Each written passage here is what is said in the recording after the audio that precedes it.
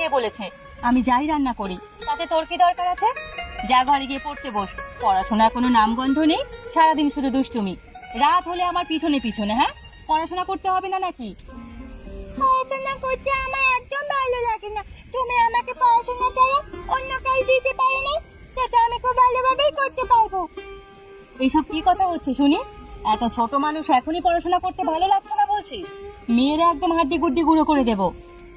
আমার একটা আবদার আছে মা, সেটাকে তোমরা রাখো, তাহলে আমি খুব সুন্দরভাবে পড়াশোনা করবো, তোমাদের আর জ্বালাবো না। তোর আবার কিসের আবদার বলতো শুনি? প্রতিদিন ধরেই আমি খুব মাংস ভাজা খেতে ইচ্ছে করছে মা। এমনিতেই বর্ষা বাদল, তার উপরে কাল বৈশাখী। মাংস ভাজা রান্না করা যাবে না, মাংসের দামও অনেক বেশি। আমার একা না, আমি সবাইকে মিলে রান্না করবো, তাহলে বেশি পয়সা দরকার হবে না। আমাকে এত জ্বালাস না তো, তোর এই জ্বালা আমার সহ্য হয় না। যা এখান থেকে।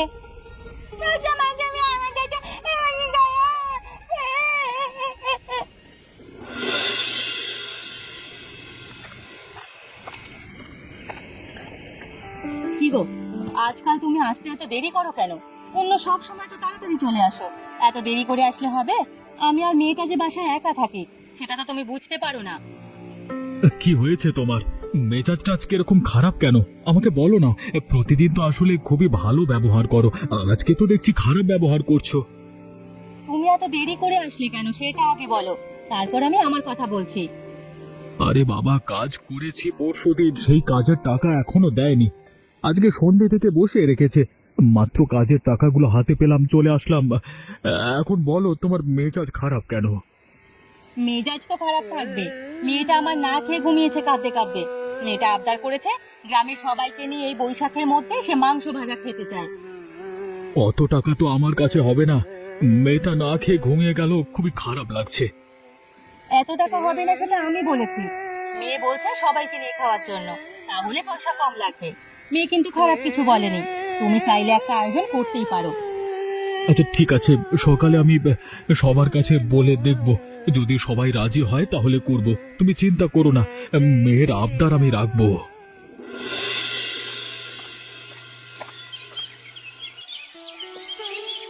কি গো বুড়িমা, এখানে বসে বসে কি করছো তুমি? সাত সকালে চলে আসলাম তোমার বাড়িতে। রে, এত সকাল সকাল আমার বাড়িতে কেন আসছিস সেটাই তো জানতে চাচ্ছি। তুই তো সকাল সকাল কাজে যাস, আজকে আমার বাড়ি আসলি? আজকে আমার কাজ হচ্ছে তোমার বাড়িতে আসা, আরো অনেক কাজ রয়েছে, সেজন্যই শুরুতেই তোমার বাড়িতে চলে আসলাম, আজকে আর কাজে যাইনি। দিনও দেখতে হলো, তুই যেদিন কাজে যাচ্ছিস না, সব সময় তো কাজের জন্য পাগল হয়ে থাকিস। কোনোদিন যদি বলি আমার বাড়ি আসিস, তোর সাথে কথা আছে, তাও তোকে এদিকে আনতে পারি না। আজকে নিজে থেকেই চলে এলি, যাই হোক ভালোই হয়েছে। কি জন্য এলি সেটাই বল। মেয়েটা আবদার করেছে তোমাদের সবাইকে নিয়ে এই শেষ বৈশাখে মাংস ভাজা খাবে। যদি একটা আয়োজন করা যেত সবাই মিলে, ভালোই হতো। অনেকদিন হয়েছে গ্রামে কোনো তেমন একটা ভালো আয়োজন হয় না। আমি তো একা পারবো না, তোমাদের নিয়েই যেতে খেতে যাচ্ছি, তোমরা কি বলো? সেটা হলে তো ভালোই হয়, তোর মেয়ে তো ভালো কথাই বলেছে। আমরা যেখানে নিজের স্বার্থ সবাই ভাবি, তোর মেয়ে সবার কথা ভেবেছে। আমার কোনো সমস্যা নাই, আমি তোদের সাথে খেতে রাজি আছি। গ্রামে তো আরো মানুষজন আছে, তাদের কাছে বলেছিস নাকি? তেমন কারো কাছে বলিনি, তোমার কাছেই সবার আগে আসলাম।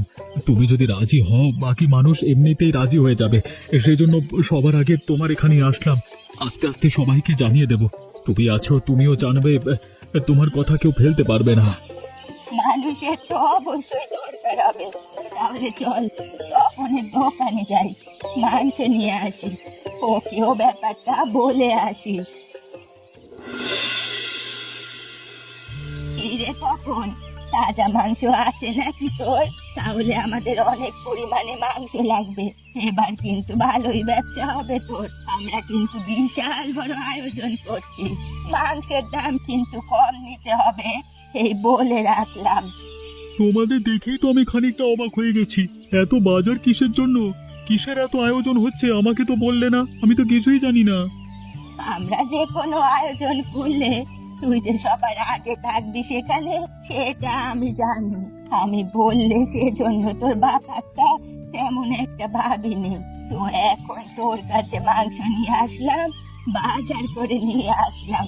যা যা দরকার হবে তোর থেকে মাংস নেব, বাকি কথা তোকে এখনই বলবো। তাহলে আর দেরি করছিস কেন? কি ব্যাপারে বলবি কি রে? এত আয়োজন করছিস সেটা বল। মাংস তো তোমাদের জন্য তৈরি আছে।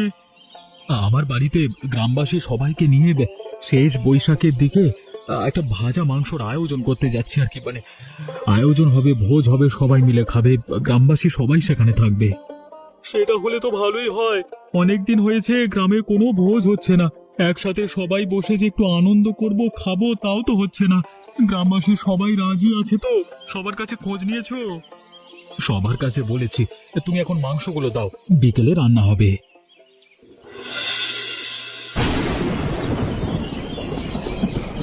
আকাশের অবস্থা তো তেমন একটা ভালো নয়, কখন যে বৃষ্টি নেমে পড়ে কে জানে। বৈশাখ মাসে এজন্যই তেমন একটা আয়োজন করতে চাই না। বৈশাখের ঝড়ে সব কিছু লন্ডভন্ড করে দেয়। সেটাই তো দেখছি, আজকে আয়োজনটা ঠিকঠাক মতো হবে কিনা সেটাই তো বুঝতে পারছি না। কেমন করে বাতাস বইছে, মনে হচ্ছে বাতাসে উড়ে চলে যাব। তোমরা এত বড় মানুষ হয়ে যদি বলো বাতাসে উড়ে যাবে, তাহলে আমার অবস্থাটা কেমন হচ্ছে বলো তো? তোর জন্যই তো এত ঝামেলা। তুই যদি তখন এটা না চাইতি, এত ঝামেলা হতো না। আমাদের সবাইকে নিয়ে ভোজনটাই ভেস্তে যাবে। এই যা, বৃষ্টি নেমে গেল তো, প্রচন্ড ঝড় বইছে। আজকে রান্না বান্নার কোনো দরকার নেই, যা হয়েছে সেটাই অনেক। সব কিছু ঘরে রেখে দাও, বৃষ্টির মধ্যে ঠান্ডা আবহাওয়ায় ভালো থাকবে। কালকে সকালে সবাই মিলে আবার রান্নার আয়োজন করব, সবাই মিলে সেখানে থাকবো। যদি এমন ঝড় থাকে তাহলে কি হবে বলে না? তোরা তো চিন্তা করতে হবে না, কাল বৈশাখীর ঝড় এত বেশি সময় ধরে থাকে না। এখন হয়েছে, আবার কাল সকালে হবে না।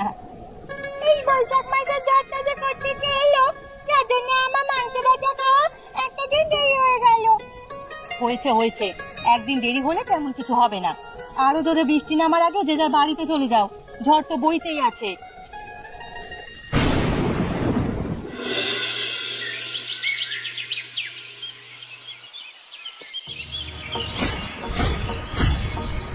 কি, এখানে তো কালকে সব মাংস রাখা ছিল, এখন তো এখানে কোনো ধরনের মাংস দেখতে পাচ্ছি না। মাংসগুলো গেল কোথায় সেটাই তো বুঝতে পারছি না। হঠাৎ করে মাংসগুলো কোথাও উধাও হয়ে গেল। কি গো, তোমরা গেলি কোথায়? এদিকে এসো না, দেখে যাও, এদিকে মাংস উধাও হয়ে গেছে। কি গো গিন্নি, কি হয়েছে? এত ভোরবেলা তুমি এত ডাকাডাকি করছো কেন?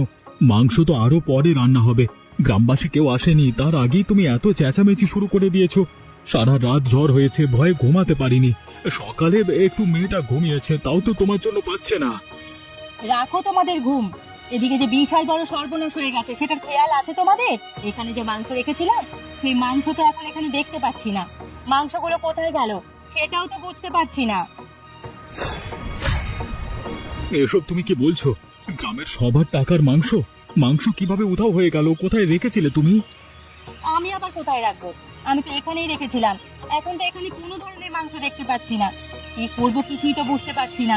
গ্রামবাসীকে কি জবাব দেব? তাহলে কি আমার মাংস খাওয়া হবে না মা? ও বাবা, দেখছিস তো এমনিতেই ঝামেলায় আছি, এর মধ্যে 2বার মাংস খাওয়ার কথা বলেছিস তুই। অবশ্যই তোর মাংস খাওয়া হবে। এই, তুই চুপ থাক তো মা, দেখছি আমি কি করা যায়। এরে পল্টু, তোরা তো দেখছি এখনো কিছুই শুরু করিসনি। আমাদের আসতে দেরি করলে তাতে কি হয়েছে? বলে গেলাম যে তোরা সব কিছু তৈরি করিস, আমরা চলে আসবো। সেসব কথা রাখো, ওরা এমন করে চিন্তিত হয়ে বসে আছে কেন সেটাই তো আমি বুঝতে পারছি না। গ্রামে একটা আনন্দের দিন, সবাই আনন্দ করছি, হঠাৎ করে পল্টু আর মাধবীর কি হলো? আরে রূপা কাঁদছে, কিছুই তো বুঝতে পারলাম না। ঝড়ে কোনো ঝামেলা হয়ে গেল নাকি ওদের আবার? ইরে, কি হয়েছে তোদের বল না। মাংস চুরি হয়ে গেছে, বাড়িতে কোনো মাংস নেই। মা সকালে উঠে দেখে কোনো মাংস নেই, আমি মাংস খেতে পারবো না। কি কথা, মাংস নেই মানে? মাংস কি হারিয়ে গেছে নাকি? কিরে পল্টু, কি বলছে এসব তোর মেয়ে? কিছুই বুঝতে পারছি না। সকালে মাধবী উঠে দেখে কোনো ধরনের মাংস নেই, সবকিছু ফাঁকা হয়ে আছে। বুড়িমা, আমার আর কিছু বোঝবার বাকি নেই। গ্রামের সবাইকে ওরা বোকা বানিয়েছে, সবার থেকে টাকা তুলে মাংস কিনেছে। সেই মাংস নিশ্চয়ই কাউকে দিয়ে দিয়েছে, না হলে বিক্রি করেছে। ওদের কোনো কথা শুনতে আমি প্রস্তুত নই। তাড়াতাড়ি বলছি মাংসের হদিশ বের কর।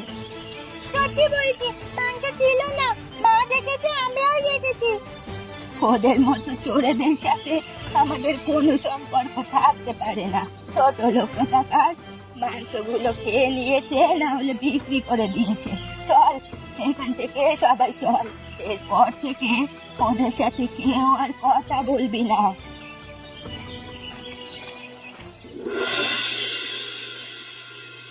তোমাকে কতবার করে বলেছি রাতের বেলা আমার সাথে দেখা করবে, দিনের বেলা আমাকে তোমাদের গ্রামে ডাকবে না। তুমি তো আমাকে দেখছি ধরা খাইয়েই ছাড়বে। যদি আমি তোমার জন্য কোনোভাবে ধরা খাই তাহলে কিন্তু তোমাদের অবস্থা খারাপ হয়ে যাবে বলে দিচ্ছি। আরে আপনি এসব নিয়ে চিন্তা করবেন না। আমি যেহেতু এখানে আছি, আমি থাকতে আপনার কোনো ধরনের বিপদ হবে না। বিপদ যদি হয় সেটা আমার উপর দিয়ে হবে। তারপর আপনার কাছে আমি সব সময় আমার নিজের দোষ স্বীকার করব, আপনাকে মুক্তি দেব। আপনি এসব নিয়ে কোনো চিন্তা করবেন না। আপনি শুধু টাকা নিয়ে আসবেন। আপনাকে যে টাকা আনতে বলেছিলাম সেগুলো এনেছেন তো? টাকা না হলে কোনো ধরনের কাজ হবে না বলে দিচ্ছি। টাকা নিয়ে তোমার এত চিন্তা করতে হবে না। টাকা ছাড়া আমি কখনোই এ গ্রামে আসি না। টাকা দেবো, মাল নেব। মাল কোথায় সেটা বলো। না, আমার সাথে আপনি তো আর নতুন কাজ করেন না। কখনো কি মাল ছাড়া টাকা নিয়েছেন, নিয়েছি নাকি? এমনটা হয়েছে কখনো? যদি কখনো নিয়ে থাকি, মাল দিইনি কখনো, এমনটা হয়নি। সবসময় কিন্তু আপনাকে ভালো মালটাই দিয়েছি। এটা তো অস্বীকার করতে পারবেন না, পারবেন? সেটা অস্বীকার করতে পারবো না।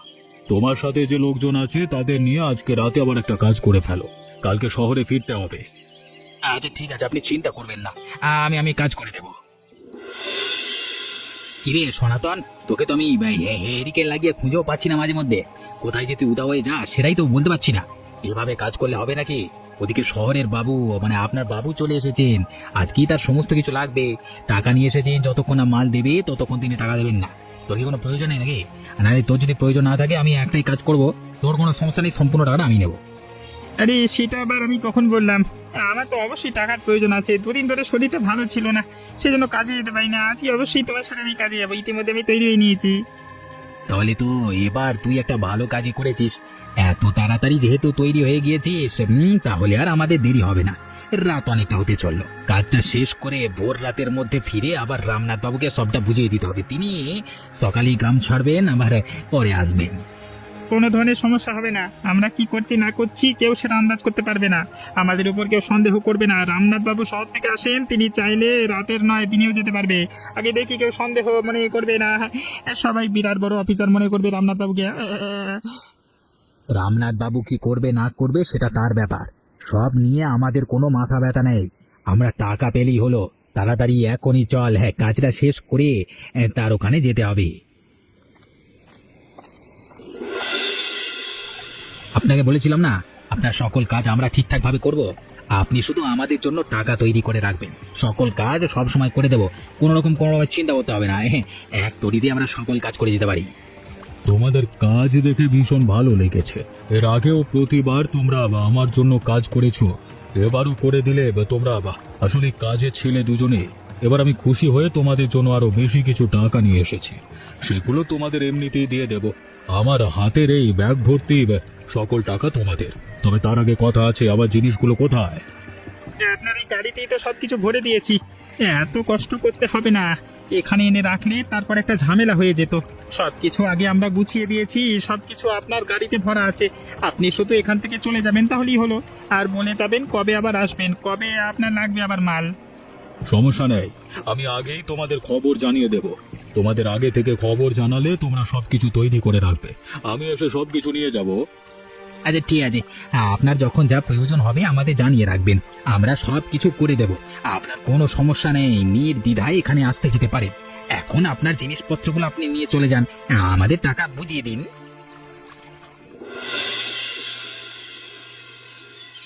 কিরে তপন, তুই এভাবে মন খারাপ করে বসে আছিস কেন?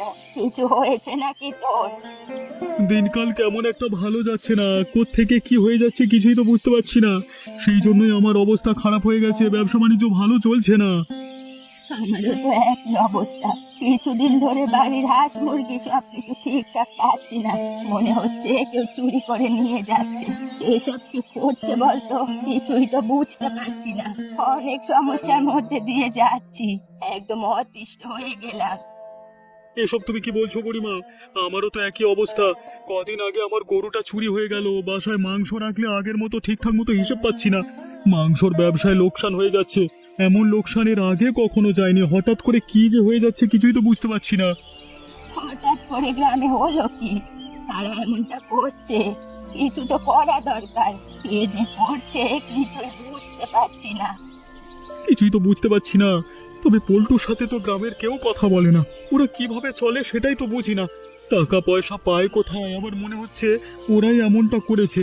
এখন আমাদের উপর প্রতিশোধ নিচ্ছে। ওদের ওখানে চল তো একবার দেখি কি অবস্থা ওদের।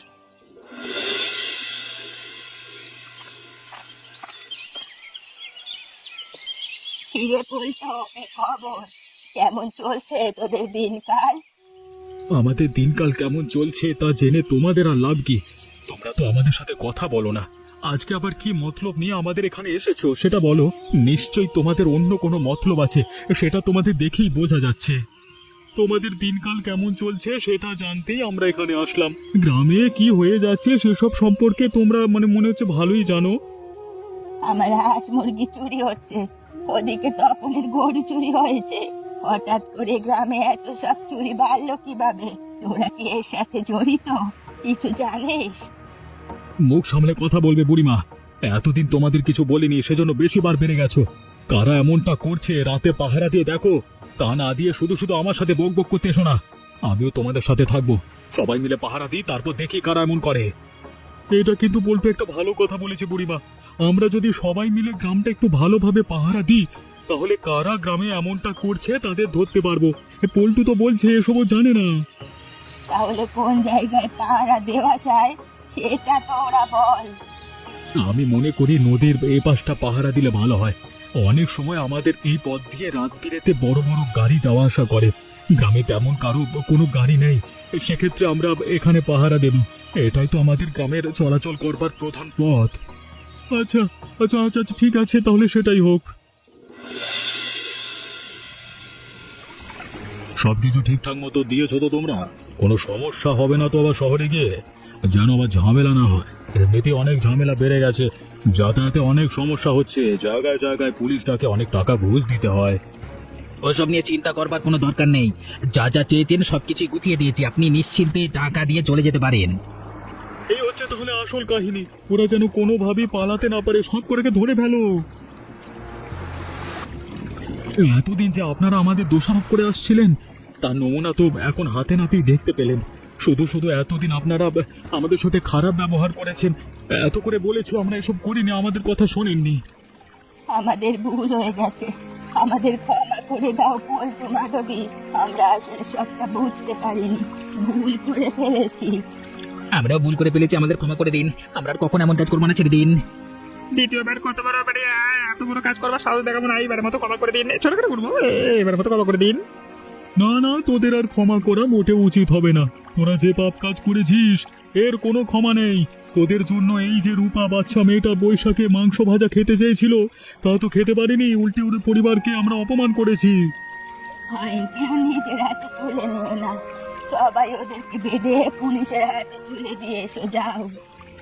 এক পর্যন্ত হয়তো এবার এই বৈশাখীর জয়ের মধ্যে আমাদের মাংস ভাজা খাওয়া হবে। হবে রূপা, সব হবে। আগে ওদেরকে পুলিশে দিয়ে আসো। যা যা, ওরা ওদেরকে নিয়ে যাও।